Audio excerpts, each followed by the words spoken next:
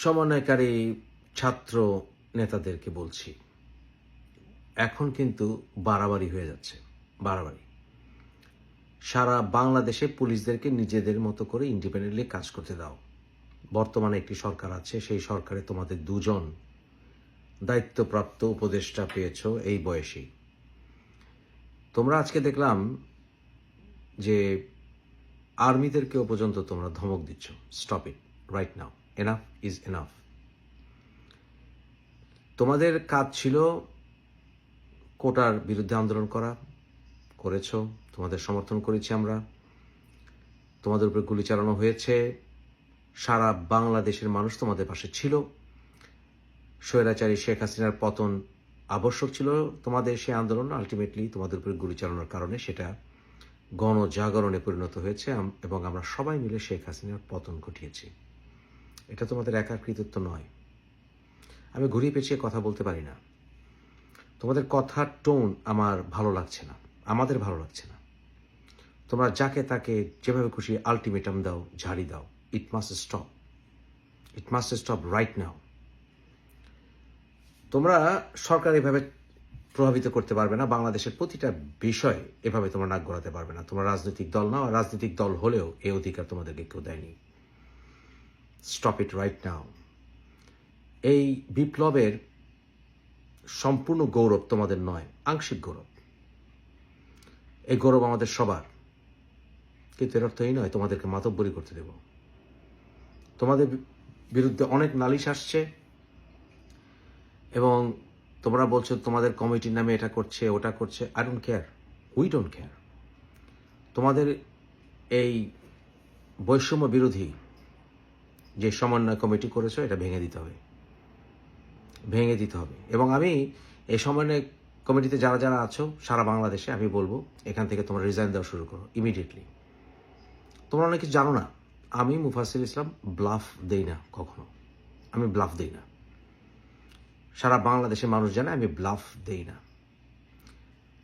আমি অনেক কিছু জানি, বিশেষ করে যারা এই আন্দোলনের একেবারে কেন্দ্রবিন্দুতে আছো। আমি তোমাদের সম্পর্কে অনেক কিছু জানি, তোমরা ভাবতেও পারবে না। বিশেষ করে সমন্বয়কারী কমিটিতে যারা আছো অনেকের ব্যাকগ্রাউন্ড জানো না। তোমরা সমন্বয়কারী অনেকেই বিভিন্ন ব্যাকগ্রাউন্ড থেকে এসছো, কিন্তু অনেকে আবার অনেকের ব্যাকগ্রাউন্ড জানো না। আমি জানি। এবং কারা এর পেছনে কাজ করেছে, কেন এত সিজনড পলিটিক্যাল লেকচার দেয়, ঢাকা ইউনিভার্সিটির কোন ডিপার্টমেন্টে কি ট্রেনিং হয়েছে, স্কুল লাইফ থেকে কি ট্রেনিং হয়েছে, সব আমি জানি। আমি ব্লাফ দিই না। আমি তোমাদেরকে বরঞ্চ 72 আওয়ার্স আলটিমেটাম দিচ্ছি। যদি তোমরা তোমাদের এই সকল কাজ স্টপ না করো, আমি তোমাদেরকে কারা পিছনে কাজ করিয়েছে আমি সব ফাঁস করে দেব।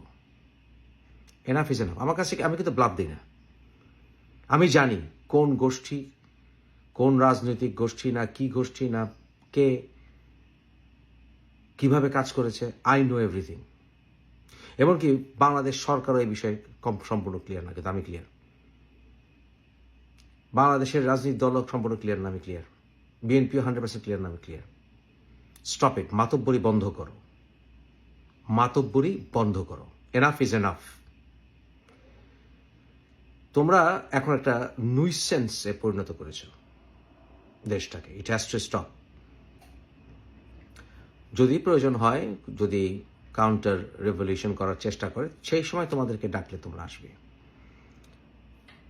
রাষ্ট্রীয় কাজের এবং দেশের কাজের স্টপ ইট। এবং বাংলাদেশ সরকারকেও বলছি, ডক্টর ইউনূসের দৃষ্টি আকর্ষণ করছি, স্যার আপনার সরকারে কি ফাইজলামি শুরু হয়েছে? যে দুইটা বাচ্চা ছেলেকে বসিয়ে এক একজনকে দুইটা করে মন্ত্রণালয় দিয়ে দিয়েছেন। একেবারে গুরুত্বপূর্ণ মন্ত্রণালয়, ক্রীড়া মন্ত্রণালয় বুঝলাম, তারপর কমিউনিকেশন টেলিকমিউনিকেশন মন্ত্রণালয়, শ্রম মন্ত্রণালয়। এটা কি মানে ফাইজলামি শুরু হয়েছে? এটা তো ফাইজলামি হচ্ছে, ফাইজলামি। অভিজ্ঞতা নাই, কিছু নাই। এবং স্যার ট্রাস্ট মি, আমি এদের ব্যাকগ্রাউন্ড জানি এবং এরা কিভাবে কি করেছে এবং কোথায় কি করেছে আমি সব জানি। একটা বিষয়ে আমি মনে করি যে যখন আন্দোলন করতে হয়, যখন স্বৈরাচার পতন ঘটাতে হয়, যখন ফেরাউনের পতন ঘটাতে হয়, সবার সাহায্য নিতে হয়। যাকে উপযোগী তাকে ব্যবহার করা যায়। সেই ক্ষেত্রে এই ছাত্র আন্দোলনের সঙ্গে আমি ছিলাম, আছি, এবং ছাত্রলীগের মতো গুন্ডাদেরকে ঠেকানোর জন্য আমরা সবাই একসাথে কাজ করেছি, ওদেরকেও সাথে নিয়েছি। কিন্তু এর অর্থ এই নয় এই চ্যাংরা পোলাপান আমাদের ঘাড়ে বসে বসবে। নো, তাদেরকে এই উপদেষ্টা কমিটি থেকে বাদ দেন। এনাফ, বহুত শোপিস হয়েছে, স্টপ ইট। আমাদের দেশের এ সকল গুরুত্বপূর্ণ মন্ত্রণালয় অভিজ্ঞতাহীন চ্যাংরা পোলাপানদের জন্য নয়। Enough is enough doctor Yunus sir, আপনাকে আমরা ভালোবাসি, বাট জাস্ট এনাফ। এবং বাংলাদেশের রাজনৈতিক দলগুলোকে পরিপূর্ণ কাজ করতে দিতে হবে। আমি জানি যে আপনি চান না যে বিএনপি ওয়াক ওভার পেয়ে যাক, but I don't care sir, we don't care. বর্তমানে বাংলাদেশে বিএনপিকে শক্তভাবে দাঁড়াতে হবে, এবং বিএনপি ছাড়া এই মুহূর্তে সারা বাংলাদেশে এফেক্টিভ ডিসিপ্লিন আমরা আনতে পারবেন, এবং এই চ্যাংরাদেরকে আপনি নিয়ন্ত্রণ করতে পারবেন। এদেরকে আমরা ভালোবাসি, কিন্তু এরা চ্যাংরামি শুরু করেছে এখন। এই চ্যাংরামি হ্যাজ টু স্টপ। সাধারণ ছাত্রদেরকে বলছে, তোমরা আমাদের কলিজার টুকরা, তোমাদেরকে ভালোবাসি, তোমাদের জন্য আমরা রাত দিন জেগে আছি। কিন্তু এই চ্যাংরা কতগুলো আছে তোমাদের ভিতরে শীর্ষস্থানে দখল করে আছে, এই চ্যাংরাদের চ্যাংরামি বন্ধ করতে হবে। আলটিমেটাম ফাল্টিমেটাম দেয়, মানুষকে ধমক দিয়ে কথা বলে, মিডিয়াতে ধমক দিয়ে কথা বলে। It's has to stop right now, otherwise আমি এদের মুখোশ খোলা শুরু করব।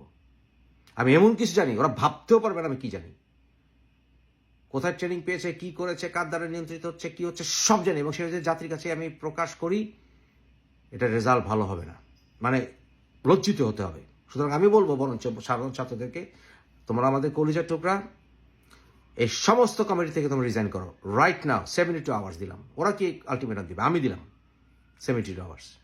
কি বিশ্বাস হয় না? দেখো 72 আওয়ার্স দিচ্ছি, এরা যদি না শুধরে, যদি এদের টোন যদি এরা চেঞ্জ না করে, জায়গায় জায়গায় ধন্যা দেওয়া যদি স্টপ না করে, শুরু করব। এবং নাহিদকে বলছি, এবং তার বন্ধু, নাম আমার মনে থাকে না, আসিফ বোধহয়, যাও, এদেরকে বলছি তোমরা রিজাইন করো, resign from the government. Asif ভাই, আমি সব জানি, সব বেড়ে গেছে, স্টপ ইট রাইট নাও। আন্দোলন করেছেন, আন্দোলনের সাথে ছিলাম আমরা, এখনো আছি। তারেক রহমানকে বাংলাদেশে আসতে দিতে হবে।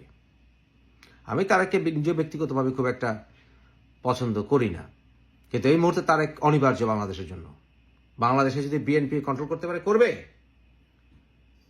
আওয়ামী লীগ শেষ হয়ে গেছে বা ভেঙে গেছে বা ছোট হয়ে গেছে বা জাতির সাথে বেইমানি করেছে, এর অর্থ এই নয় সমস্ত আওয়ামী লীগের খারাপ, নো।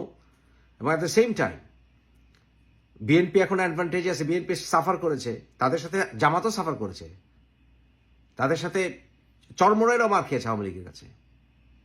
তাদেরকে রাজনীতি করতে দিতে হবে, এবং সেই ক্ষেত্রে যদি বিএনপি সরকার ভবিষ্যৎ সরকার ফর্ম করে, করবে স্যার, করবে। স্যারকে বলছি, ডক্টর ইউনূস স্যার, এসব চ্যাংরাদেরকে মন্ত্রণালয় কোনো ফাইজলামির জায়গা না স্যার। আপনি জানেন, আপনি আমার বাবার ক্লাসমেট, এটা বোধহয় আপনি জানতেন না, জানি কার ছেলে। আমি বলছি স্যার, ঢাকা ইউনিভার্সিটি ইকোনমিক্সে আমার আব্বা আপনার ক্লাসমেট ছিল। আমি আপনাকে বলছি স্যার, বলছি, এই সকল চ্যাংরাদেরকে মন্ত্রণালয় থেকে বের করুন। বিপ্লবের কথা বলেন, বিপ্লব তো আমরাও করেছি, এদের বন্ধুরা বলেছে, আমাদের বন্ধুরা বলেনি। 90-এর আগে এরশাদ পতনের সময় আমরা 3টি বছর সেশন জমে লস করেছি। জাতিকে আমাদের 3 বছর দিতে পারবে স্বৈরাচার পতনের জন্য? আমাদের কত বন্ধু মরেছে তখন। মির্জা গালিব মরেছে চোখের সামনে, মামুন মরেছে চোখের সামনে, পাগলা শহীদ মরেছে চোখের সামনে, রফন বর্ষিনের দাদা মরেছে আমাদের চোখের সামনে, ডক্টর মিলন মরেছে চোখের সামনে, জাহিদ মরেছে চোখের সামনে, মরেনি? নূর হোসেন মরেছে চোখের সামনে। আমাদেরও ত্যাগ আছে। এদের এই আমরা কি সারা বাংলাদেশ দখল করেছি নাকি? This is now nonsense, it has to stop right now. এবং আমি ছাত্রদের বলছি, ফাইনালি মনে করো না মুফাসিল ইসলামের কোনো ইনফ্লুয়েন্স নাই, আমি এমন কিছু এক্সপোজ করবো সারা বাংলাদেশে তোমার মুখ দেখাতে পারবে না। আমি চ্যালেঞ্জ করলাম, 72 hours, mark the time, mark the date, it begins now.